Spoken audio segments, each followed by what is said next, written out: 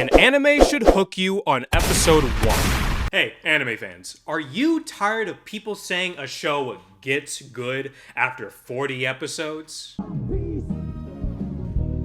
Me too. The first episode of a show should tell you enough about the world, characters, and themes to understand the plot while leaving you with questions to want more. Nowadays, with more anime being seasonal and having 12 episodes, it's important that the first episode should be their best or most interesting piece to turn their viewers into fans for life. It's true that some anime, especially older 2000s shonen, like to take their time setting things up, and it's rewarding when you finally get to see the results of all that buildup. But to suggest someone waste their time going through 10 to 40 20-minute episodes of what you consider bad, then it's not a good show and the writing sucks. Watch something else. This should not be the norm. Of course, we have always had the 3-episode rule to give the show a chance to kind of convince us to keep watching. And so, with the help of my YouTube and Patreon members, everyone on Discord, and the rest of my subscribers, we're gonna go through the first episode of Kaiju number 8, Dr. Stone, and Vinland Saga to find out which show has the best first episode. So pay attention in science class, watch out for Godzilla, and remember that you have no enemies as we open the first chapter of 3 amazing stories. Monster movies, a subgenre of science fiction. In Japan, these creatures are known as Kaiju, with the most popular one being the Godzilla franchise and later Ultraman.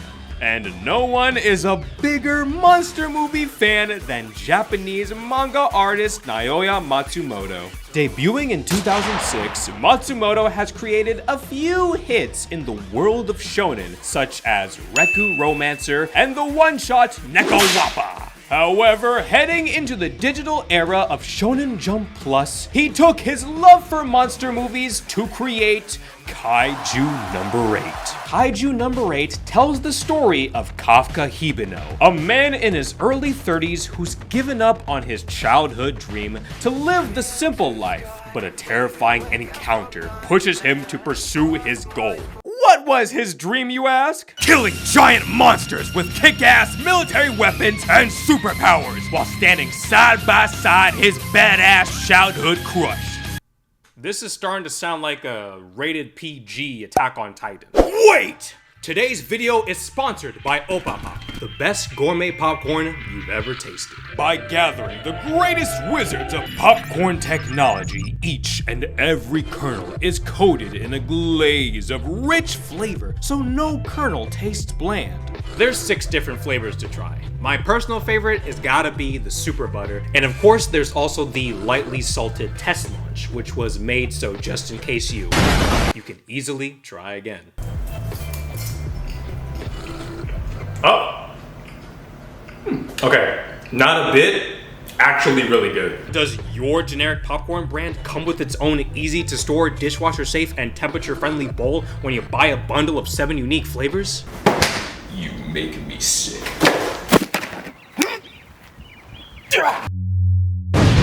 So use code OpopopMushrooman for 15% off your order when you buy online.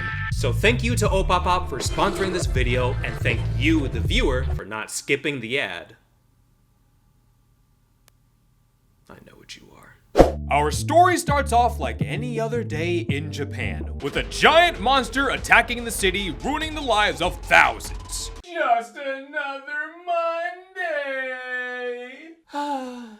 The otaku dream. Also, you know what happens often when their traffic lights have a literal stop for kaiju option. But no need to fear, average pants-shitting citizen, as Earth's greatest warriors are here! In a blink of an eye, the towering behemoth is taken out faster than it arrived. These superhuman soldiers are known as the Defense Force, and this is the 3rd Division, led by Captain Mina Ashiro. After the Defense Force do the badass job, someone's gotta clean up the mess, and who else better than our main character, Kafka Hibino, 32-year-old dork who's a member of the Monster Sweepers. There are no crowds to cheer us on, and nobody thanks us for our service. Why not? Their job is arguably more important in the long run, and I mean, hell, they recently made an entire video game about your job. You guys like this anime? After experiencing 2 kaijus, 1 cup, Kafka comes home and watches the news, causing him to think back to his childhood with the famous Mina Ashiro. They were both childhood friends, and after the destruction of their city, they swore to become members of the Defense Force and wipe out all kaiju. Sound familiar? Captain Ashiro stayed true to her goals, but unfortunately, after failing the exam once, Kafka has given up to become Mr. Pooper Scooper, lying to himself that this is the right choice for him.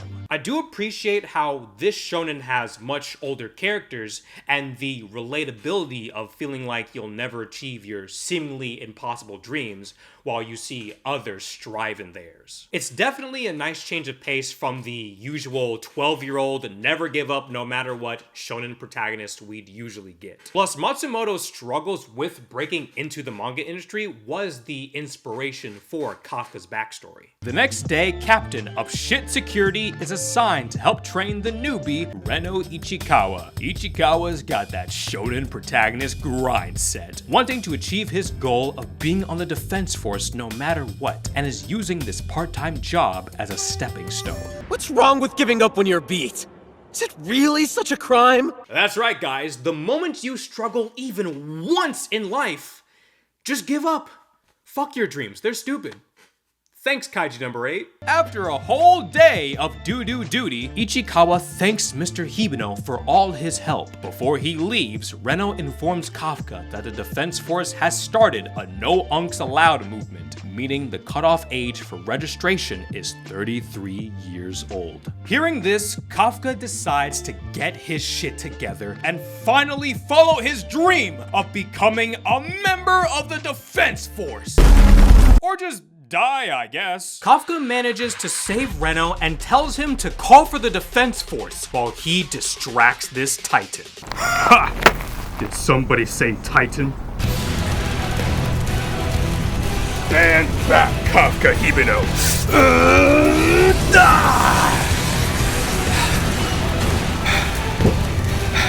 Because I have the power of God and anime on my side!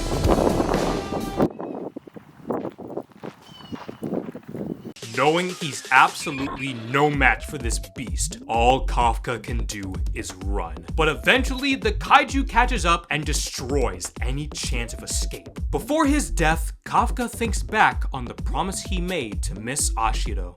We'll both join and see who can be a cooler Defense Force officer. I think we know who won that bet. Just then, Kafka is saved by someone equally unqualified to fight a giant monster. Reno did call for backup, but to leave someone in danger is out of the question. Annoyed at his own weakness, all Kafka can do is scream at the demon, only to be saved by Miss Ashiro and the Defense Force. Later that night, Kafka reflects on just how much further ahead Mina is in their goal. Reno once again pushes Mr. Hibino to register for the Defense Force, and like a light switch, Kafka locks in and goes full shonen protagonist, as he swears from this day forward, he will join the Defense Force. Nothing's gonna stop him now. Found you. Holy shit, do the kaiju ever sleep? A weird mosquito monster crawls inside Kafka, and as he starts tweaking on some Mickey Mouse Clubhouse type beat, Ichikawa checks to see what's wrong, only to find out that Kafka has become the Attack Titan. I mean, a kaiju.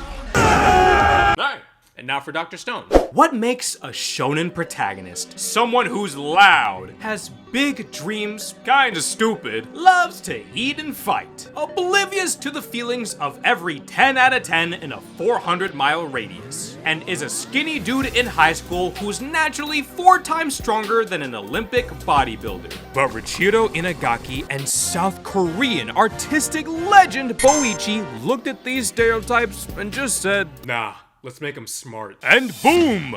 Dr. Stone was born. Being serialized in Weekly Shonen Jump from March 2017 to March 2022 with 27 volumes, selling at 19 million copies, and currently is on part 3 of its 4th anime season. Can we stop doing this Attack on Titan bullshit? Our story follows the gamer boy genius Senku Ishigami, a man of science who makes Albert Einstein, Nikola Tesla, and Stephen Hawking look like smooth-brained baby koalas in comparison. Out of nowhere, everyone on the planet randomly turns to stone, and after 4 millennia, Senku makes it his mission to rebuild civilization from the ground up. This alone is such an interesting premise. Like, it's so different from the usual battle shonen, because if characters like Yuji, Denji, Gon, Suna, or Ichigo were tasked with rebuilding society from the ground up,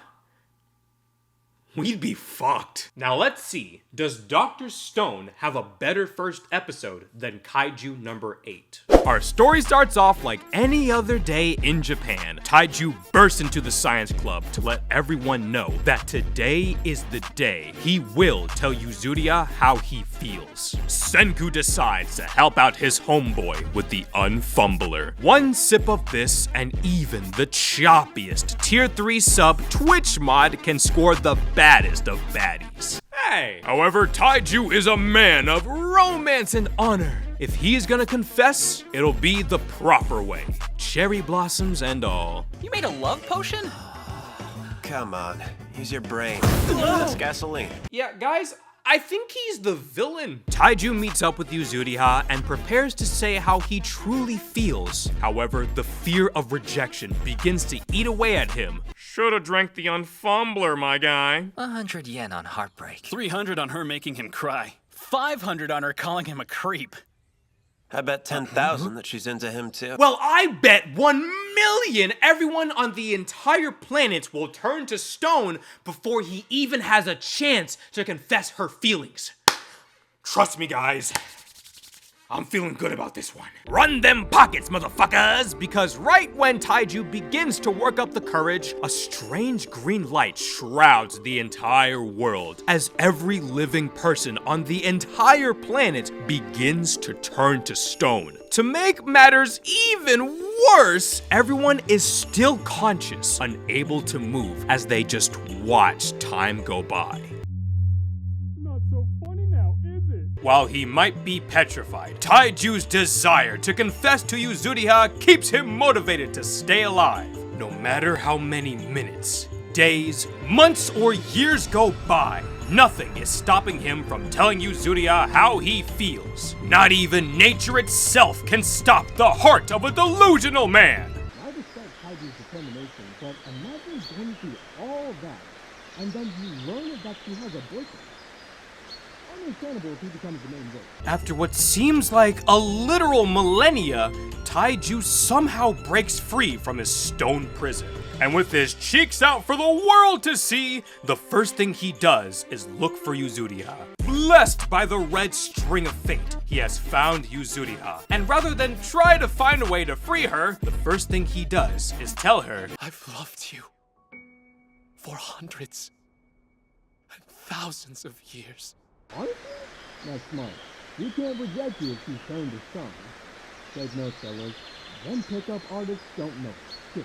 Now Taiju swears he'll find a way to save Yuzuriha. He sees a carved note on the tree about meeting somewhere near a river. When he heads down the river, who does he find? Well, of course, it's the gamer boy genius himself, Senku Ishigami.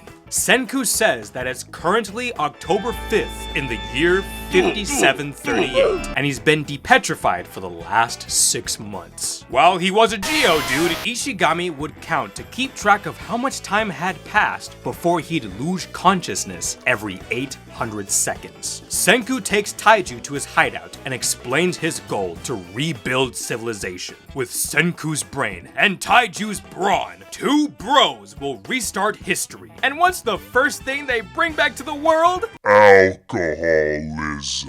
Oh boy, I hope it doesn't get nuts. Besides boys' night, the main purpose of the alcohol is to help with creating a serum to unpetrify the world. Senku discovered that the reason they were able to escape was because of the weird fluids in the caves. The liquid turned out to be nitric acid, but after testing it out on the birds, self-proclaimed Dr. Stone realized he's missing a key ingredient, ethanol, which comes from alcohol. Combining the two creates nitol, an industrial agent commonly used to reveal the microstructure of steel. The last thing they must do with the wine is to distill it into its basic form. One sick montage later and they got it. 100% pure, do not drink alcohol.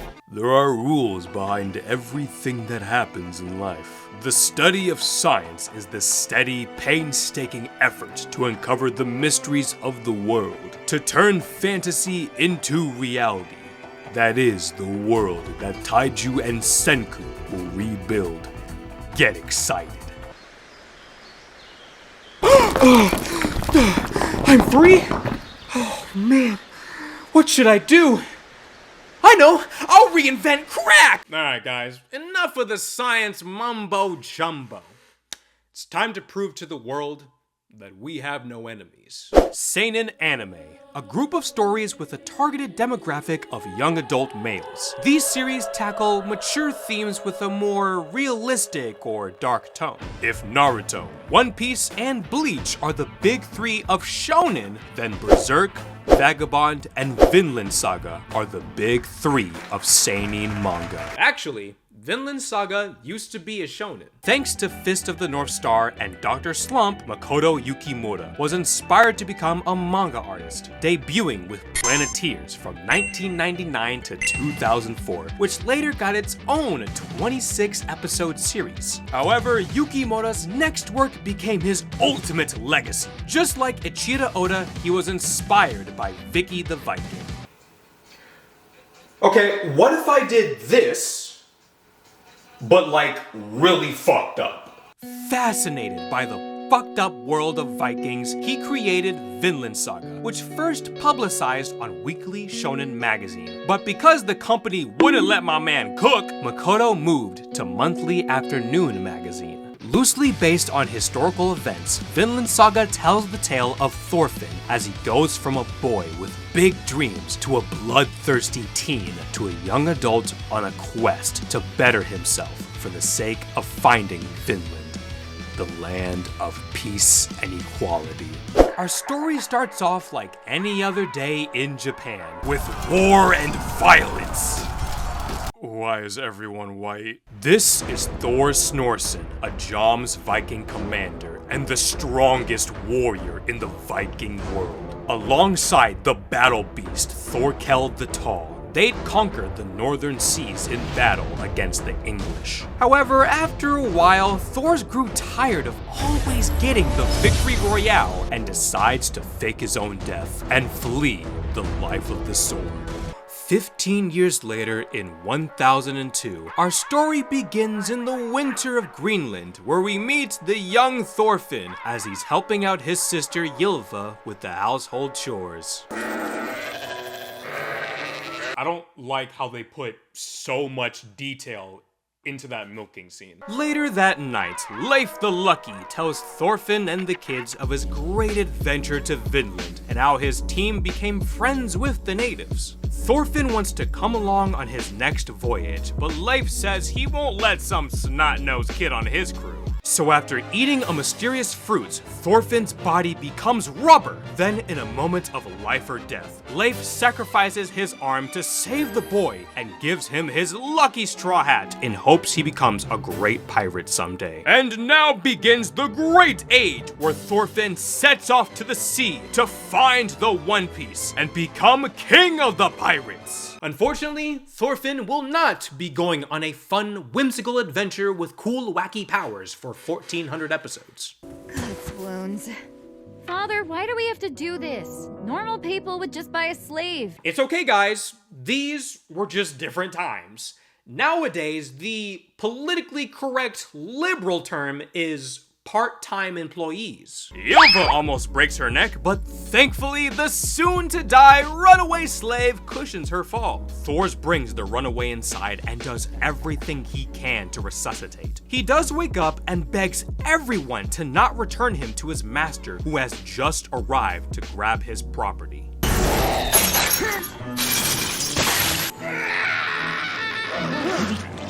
I don't tolerate those who mock the law. He seems like a reasonable slave owner. As the slave's life begins to fade away, Thors leaves him with peace, telling him that he's made it to the land off to the west, a quiet place, warm and with never-ending bright green fields, a beautiful island so far away from war, death, and slavery, a place where everyone can smile as equals. That is Vinland. Just then, Halfdan comes in wanting his property back and unwilling to negotiate as he plans to make an example out of him. I'll give you 5 sheep, Kirby's epic yarn for the week, and this Wendy's coupon. How could I say no? Yippee! The slave is free! As they bury the man and stare up into the Aurora Borealis, a group of strong Vikings make their way to Greenland. The sword will be drawn once again. And those were the first 3 episodes of y'all's favorite anime. Never cook again. Out of all of these, I'm new to Dr. Stone, and I've watched all of season 2 for Kaiju number 8, and out of all of them, Vinland Saga is my favorite, with me being caught up to the manga.